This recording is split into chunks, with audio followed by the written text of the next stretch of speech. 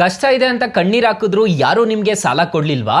ಚಿಂತೆ ಬಿಟ್ಟಾಕಿ ಇವತ್ತಿನ ವಿಡಿಯೋದಲ್ಲಿ ಇನ್ಸ್ಟೆಂಟಾಗೆ 20 ಲಕ್ಷ ರೂಪಾಯಿವರೆಗೂ ಸಾಲ ಕೊಡುವಂಥ ಒನ್ ಆಫ್ ದಿ ಬೆಸ್ಟ್ ಅಂದರೆ ಬೆಸ್ಟ್ ಲೋನ್ ಅಪ್ಲಿಕೇಶನ್ ಬಗ್ಗೆ ತಿಳಿಸ್ಕೊಡ್ತಿದ್ದೀನಿ. ಈ ಅಪ್ಲಿಕೇಶನ್ನ ಬಳಸ್ಕೊಂಡು ಯಾರು ಬೇಕಾದರೂ ಸಾಲಕ್ಕೆ ಅನ್ನೋದಾದರೆ ಅಪ್ಲೈ ಮಾಡ್ಕೋಬೋದು. ಹಾಗಾದರೆ ಯಾವ ಅಪ್ಲಿಕೇಶನ್ನು ಹೇಗೆ ಇನ್ಸ್ಟಾಲ್ ಮಾಡಬೇಕು ಅಂತ ಸ್ಟೆಪ್ ಬೈ ಸ್ಟೆಪ್ ತಿಳಿಸ್ಕೊಡ್ತಾ ಹೋಗ್ತೀನಿ. ಅದಕ್ಕೂ ಮುನ್ನ ನೀವಿನ್ನೂ ನಮ್ಮ ಚಾನಲ್ನ ಸಬ್ಸ್ಕ್ರೈಬ್ ಮಾಡ್ಕೊಂಡಿಲ್ಲ ಅನ್ನೋದಾದರೆ ದಯವಿಟ್ಟು ನಮ್ಮ ಚಾನಲ್ನ ಸಬ್ಸ್ಕ್ರೈಬ್ ಮಾಡ್ಕೊಳ್ಳಿ. ಹಾಗೆ ಪಕ್ಕದಲ್ಲಿ ಕಾಣುವ ಬೆಲ್ ಐಕನ್ ಮೇಲೆ ಕ್ಲಿಕ್ ಮಾಡಿ ಹಾಲ್ ಬಟನ್ ಮೇಲೆ ಪ್ರೆಸ್ ಮಾಡಿದ್ರೆ ನಾವು ವಿಡಿಯೋ ಆಗ್ದಾಗೆಲ್ಲ ನಿಮಗೆ ನೋಟಿಫಿಕೇಶನ್ ಅನ್ನೋದಾದರೆ ಸಿಗುತ್ತೆ. ಹಾಗೆ ತಪ್ಪದೆ ವಿಡಿಯೋಗೊಂದು ಲೈಕ್ ಅನ್ನೋದಾದರೆ ಮಾಡಿ, ವಿಡಿಯೋನ ಎಲ್ಲೂ ಮಿಸ್ ಮಾಡದೆ ಕೊನೆ ತನಕ ನೋಡಿ ಅಂತ ಹೇಳ್ತಾ ಈ ವಿಡಿಯೋನ ಸ್ಟಾರ್ಟ್ ಮಾಡ್ತಿದ್ದೀನಿ. ಬನ್ನಿ ಫ್ರೆಂಡ್ಸ್, ವಿಡಿಯೋನ ಸ್ಟಾರ್ಟ್ ಮಾಡೋಣ. ಫ್ರೆಂಡ್ಸ್, ಮೊದಲಿಗೆ ಅಪ್ಲಿಕೇಶನ್ ಓಪನ್ ಮಾಡಿದ್ರೆ ನಿಮಗೆ ಈ ತರ ಇಂಟರ್ಫೇಸ್ ಅನ್ನೋದಾದ್ರೆ ಕಾಣಿಸುತ್ತೆ. ಅಪ್ಲಿಕೇಶನ್ ಲಿಂಕ್ ಅನ್ನೋದಾದ್ರೆ ನಾನು ಡಿಸ್ಕ್ರಿಪ್ಷನ್ ಅಲ್ಲಿ ಕೊಟ್ಟಿರ್ತೀನಿ. ಇವನ್ ಯಾರಿಗೂ ಸ್ಟಾಕ್ಸ್ ಏನೇನೋ ಮ್ಯೂಚುವಲ್ ಫಂಡ್ ಅದೆಲ್ಲ ತೋರಿಸ್ತಿದೆ ಅಂತ ಅಂದ್ಕೊಂಡ್ರ, ಸೊ ಈ ಅಪ್ಲಿಕೇಶನ್ ಅಲ್ಲಿ ಇನ್ಸ್ಟೆಂಟ್ ಗೆ ಸಾಲ ಅನ್ನೋದಾದ್ರೆ ಸಿಗ್ತಿರೋದು ನಿಮಗೆ. ಇಲ್ಲಿ ಕೆಳಗಡೆ ಲೋನ್ಸ್ ಅಂತ ಒಂದು ಸೆಕ್ಷನ್ ಅನ್ನೋದಾದ್ರೆ ಕಾಣಿಸ್ತಿದೆ, ನೋಡ್ಕೋಬಹುದು. ಇದರಲ್ಲಿ ನಿಮಗೆ ಪರ್ಸನಲ್ ಲೋನ್ ಆಗಿ 20 ಲಕ್ಷ ರೂಪಾಯಿವರೆಗೂ ಸಾಲ ಅನ್ನೋದಾದ್ರೆ ಕೊಡ್ತಾರೆ. ನಿಮ್ಮ ಸಿವಿಲ್ ಚೆನ್ನಾಗಿದ್ರೆ ಸಾಕು, ಇನ್ಸ್ಟೆಂಟ್ ಆಗಿ ಈ ಅಪ್ಲಿಕೇಶನ್ ಅಲ್ಲಿ ಲೋನ್ ಅನ್ನೋದಾದ್ರೆ ಪಡಿಬಹುದು. ನಿಮಗೆ ಕಾಣಿಸ್ತಿದೆ, ನೋಡ್ಕೋಬಹುದು. ಲೋನ್ ಎಗೇನೆಸ್ಟ್ ಸೆಕ್ಯೂರಿಟೀಸ್ ಅಂತ ಒಂದು ಆಪ್ಷನ್ ಅನ್ನೋದಾದ್ರೆ ಕಾಣುತ್ತೆ. 15 ಕೋಟಿವರೆಗೂ ಸಾಲ ಕೊಡ್ತೀವಿ ಅಂತ ಹೇಳ್ತಿದ್ದಾರೆ. ನಿಮ್ಮ ಹತ್ರ ಏನಾದರೂ ಮ್ಯೂಚುವಲ್ ಫಂಡ್ಸ್ ಅದು ಇದು ಇತ್ತು ಅಂತಂದ್ರೆ ಇನ್ಸ್ಟೆಂಟ್ ಆಗಿ ಅದನ್ನ ಪ್ಲೆಡ್ಜ್ ಮಾಡಿಬಿಟ್ಟು ನೀವು ಆರಾಮಾಗಿ ಸಾಲಕ್ಕೆ ಅನ್ನೋದಾದ್ರೆ ಅಪ್ಲೈ ಮಾಡ್ಕೋಬಹುದು. ನಿಮ್ಮ ಹತ್ರ ಏನೂ ಇಲ್ಲ, ಬರೀ ನನ್ನ ಹತ್ರ bank account, Aadhaar card, PAN card ಇದೆ ಅಂತಂದ್ರೆ ಸಾಕು, ಪರ್ಸನಲ್ ಲೋನ್ ಅನ್ನೋದಾದ್ರೆ ಆರಾಮಾಗಿ ಪಡಿಬಹುದು. ಇಲ್ಲಿ ನೋಡ್ಕೋಬಹುದು, ನಿಮಗೆ 20 ಲಕ್ಷ ರೂಪಾಯಿವರೆಗೂ ಸಾಲ ಅನ್ನೋದಾದ್ರೆ ಕೊಡ್ತಿದ್ದಾರೆ. ಸೊ ಇದ್ರ ಮೇಲೆ ಜಸ್ಟ್ ಟ್ಯಾಪ್ ಅನ್ನೋದಾದ್ರೆ ಮಾಡ್ಕೋಬೇಕಾಗುತ್ತೆ. ಟ್ಯಾಪ್ ಮಾಡ್ಕೊಂಡಿದ್ದೀರಾ ಅನ್ನೋದಾದ್ರೆ check your approval loan amount ಅಂತ ಹೇಳ್ಬಿಟ್ಟು ಒಂದು ಆಪ್ಷನ್ ಅನ್ನೋದಾದ್ರೆ ಕಾಣುತ್ತೆ. ಮತ್ತೆ ಚೂಸ್ ಯುವರ್ ಲೋನ್ EMI ಅಂತ ಹೇಳ್ಬಿಟ್ಟು ನೆಕ್ಸ್ಟ್ ಕಾಣಿಸುತ್ತೆ. ಮತ್ತೆ ಸೀಮ್ಲೆಸ್ EMI ಆಟೋ ರೀಪೇಮೆಂಟ್ ಅಂತ ಹೇಳ್ಬಿಟ್ಟು ಅದನ್ನ ಕೊಡಬೇಕಾಗತ್ತೆ. ಸೊ ಈ KYC ಅನ್ನೋದಾದ್ರೆ ಮಾಡಿದ್ದೀರಾ ಅನ್ನೋದಾದ್ರೆ ಈ ಅಪ್ಲಿಕೇಶನ್ ಅಲ್ಲಿ ಲೋನ್ ಅನ್ನೋದಾದ್ರೆ ಕೊಡ್ತಾರೆ. ನೋ ಪೇಪರ್ ವರ್ಕ್ ರಿಕ್ವೈರ್ಡ್ ಅಂತ ಹೇಳಿದರೆ 10 ನಿಮಿಷದಲ್ಲಿ ಡಿಸ್ಬರ್ಸಲ್ ಆಗುತ್ತೆ ಅಂತ ಹೇಳ್ತಿದ್ದಾರೆ. ನೋ ಇಡನ್ ಚಾರ್ಜಸ್ ಅಂತಾನು ಹೇಳಿದ್ದಾರೆ. ಅಪ್ ಟು 20 ಲಕ್ಷ ರೂಪಾಯಿವರೆಗೂ ಈ ಅಪ್ಲಿಕೇಶನ್ ಅಲ್ಲಿ ಲೋನ್ ಅನ್ನೋದಾದ್ರೆ ಕೊಡ್ತಾರೆ. ಯಾರು ಬೇಕಾದರೂ ಇನ್ಸ್ಟೆಂಟ್ಗೆ ಸಾಲಕ್ಕೆ ಅನ್ನೋದಾದ್ರೆ ಈ ಅಪ್ಲಿಕೇಶನ್ ಅಲ್ಲಿ ಅಪ್ಲೈ ಅನ್ನೋದಾದ್ರೆ ಮಾಡ್ಕೋಬಹುದು. ಇಲ್ಲಿ ಚೆಕ್ ಯುವರ್ ಲೋನ್ ಲಿಮಿಟ್ ಅಂತ ಒಂದು ಆಪ್ಷನ್ ಅನ್ನೋದಾದ್ರೆ ಕಾಣ್ತಿದೆಯಲ್ವಾ, ಇದ್ರ ಮೇಲೆ ಜಸ್ಟ್ ಟ್ಯಾಪ್ ಮಾಡ್ಕೋಬೇಕಾಗುತ್ತೆ.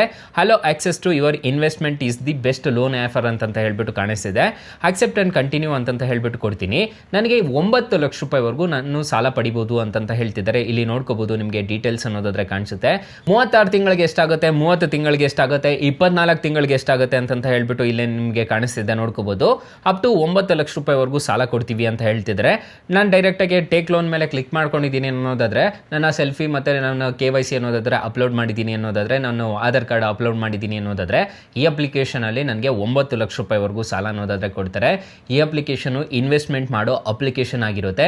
ನೀವು ಪ್ರತಿ ತಿಂಗಳು ಇನ್ವೆಸ್ಟ್ ಮಾಡ್ತಿದ್ರೆ ಈ ಅಪ್ಲಿಕೇಶನಲ್ಲಿ ಲೋನ್ ಅನ್ನೋದಾದ್ರೆ ಕೊಡ್ತಾರೆ. ಅಂದರೆ ನೀವು ಇನ್ವೆಸ್ಟ್ ಮಾಡಿಲ್ಲ ಅಂತಂದ್ರೂ ಒಂದ್ಸಲ ಟ್ರೈ ಮಾಡಿ ನೋಡಿ. ನಿಮ್ಮ ಸಿವಿಲ್ ಏನಾದರೂ ಚೆನ್ನಾಗಿತ್ತು ಅಂತಂದ್ರೆ ಈ ಅಪ್ಲಿಕೇಶನಲ್ಲಿ ಲೋನ್ ಅನ್ನೋದಾದ್ರೆ ಕೊಡ್ತಾರೆ. ಯಾರು ಬೇಕಾದರೂ ಇನ್ಸ್ಟೆಂಟ್ಗೆ ಸಾಲಕ್ಕೆ ಅನ್ನೋದಾದ್ರೆ ಅಪ್ಲೈ ಅನ್ನೋದಾದ್ರೆ ಮಾಡ್ಕೋಬಹುದು. ಅಕಸ್ಮಾತ್ ಏನಾದರೂ ಈ ಅಪ್ಲಿಕೇಶನ್ ಅಲ್ಲಿ ನಿಮಗೆ ₹1 ಸಾಲ ಸಿಗ್ತಿಲ್ಲ ಅನ್ನೋ ಟೈಮಲ್ಲಿ ಡಿಸ್ಕ್ರಿಪ್ಷನ್ ಬಾಕ್ಸ್ ಅಲ್ಲಿ ಬೆಸ್ಟ್ ಲೋನ್ ಅಪ್ಲಿಕೇಶನ್ ಅಂತ ಕೊಟ್ಟಿರ್ತೀನಿ. ಅದ್ರ ಮುಖಾಂತರ ನೀವು ಡೌನ್ಲೋಡ್ ಮಾಡ್ಕೊಂಡಿದ್ದೀರಾ ಅನ್ನೋದಾದ್ರೆ ಒಂದರಲ್ಲಿ ನಿಮಗೆ ಅಪ್ ಟು 2 ಲಕ್ಷ ರೂಪಾಯಿವರೆಗೂ ಸಾಲ ಕೊಡೋದಾದ್ರೆ, ಇನ್ನೊಂದರಲ್ಲಿ ನಿಮಗೆ ಅಪ್ ಟು 5 ಲಕ್ಷ ರೂಪಾಯಿವರೆಗೂ ಸಾಲ ಅನ್ನೋದಾದ್ರೆ ಕೊಡ್ತಿದ್ದಾರೆ. ಯಾರು ಬೇಕಾದರೂ ಇನ್ಸ್ಟೆಂಟ್ಗೆ ಸಾಲಕ್ಕೆ ಅನ್ನೋದಾದ್ರೆ ಅಪ್ಲೈ ಅನ್ನೋದಾದ್ರೆ ಮಾಡ್ಕೋಬಹುದು. ಫ್ರೆಂಡ್ಸ್, ಇನ್ನು ಮೈನ್ ಅಪ್ಲಿಕೇಶನ್ ವಿಚಾರಕ್ಕೆ ಬರೋದಾದ್ರೆ, ಈ ಅಪ್ಲಿಕೇಶನ್ ಅಲ್ಲಿ ಮ್ಯೂಚುವಲ್ ಫಂಡ್ಸ್ ಅಲ್ಲಿ ಯಾವ ರೀತಿ ಸಾಲಕ್ಕೆ ಅಪ್ಲೈ ಮಾಡಬೇಕು ಅಂತ ಕಂಪ್ಲೀಟ್ ಆಗಿ ಡೀಟೇಲ್ ಆಗಿ ತಿಳಿಸ್ಕೊಡ್ತೀನಿ. ಇಲ್ಲಿ ಲೋನ್ ಎಗೇನೆಸ್ಟ್ ಸೆಕ್ಯೂರಿಟೀಸ್ ಅಂತ ಹೇಳ್ಬಿಟ್ಟು ಒಂದು ಆಪ್ಷನ್ ಅನ್ನೋದಾದ್ರೆ ಕಾಣುತ್ತೆ. ಅಪ್ ಟು 15 ಕೋಟಿವರೆಗೂ ಸಾಲ ಕೊಡ್ತೀವಿ ಅಂತ ಹೇಳ್ತಿದ್ದಾರೆ. So fetch your holding calculate maximum loan amount ಅಂತ ಹೇಳ್ಬಿಟ್ಟು ಒಂದು ಆಪ್ಷನ್ ಅನ್ನೋದಾದ್ರೆ ಕಾಣುತ್ತೆ. ಮತ್ತೆ ಇದರಲ್ಲೂ ಕಂಪ್ಲೀಟ್ KYC ಅಂತ ಹೇಳ್ಬಿಟ್ಟು ಮಾಡಬೇಕಾಗುತ್ತೆ. ಲಾಸ್ಟ್ ಅಲ್ಲಿ ಸೆಟಪ್ ಮಾಡ್ಕೋಬೇಕಾಗುತ್ತೆ. So pledge holding and credit line ಅಂತ ಹೇಳ್ಬಿಟ್ಟು ಒಂದು ಆಪ್ಷನ್ ಅನ್ನೋದಾದ್ರೆ ಕಾಣುತ್ತೆ.